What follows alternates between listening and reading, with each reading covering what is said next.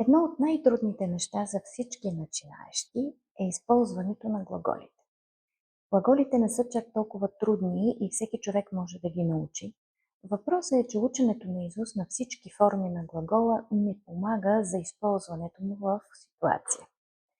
Проблемът идва от там, че вие сте го наизустили като стихче, обаче когато трябва да го използвате в изречение, отнема много време да спревнете глагола във всичките форми и лица, за да се сетите коя форма ви трябва в конкретния случай. И тъй като това отнема време, вие блокирате и не можете да си направите изречение.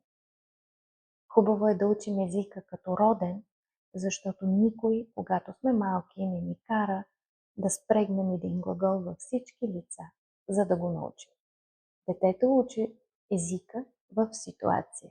Затова ето един съвет как да запомните по-лесно глаголите. Ето един неправилен глагол, като глагола aller. За да го запомните по-лесно, е хубаво да си направите по едно кратко изречение за всяка форма. Ето, например, Aujourd'hui, je vais au marché. Днес отивам на пазар. Demain, tu vas à l'opéra. Утре ти отиваш на опера. Aujourd'hui, il va au théâtre. Днес той отива на театър.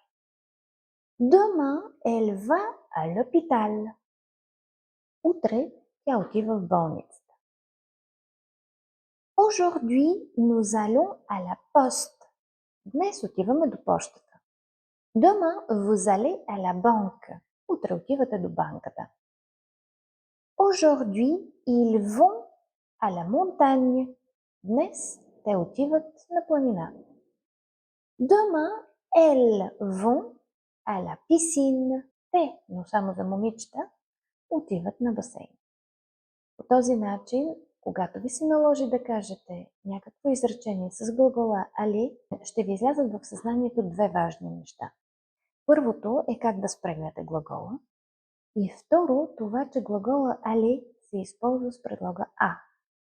Ако го запомните така, с тези кратки примери, никога няма да се чудите кой предлог да използвате, когато ви трябва глагола aller.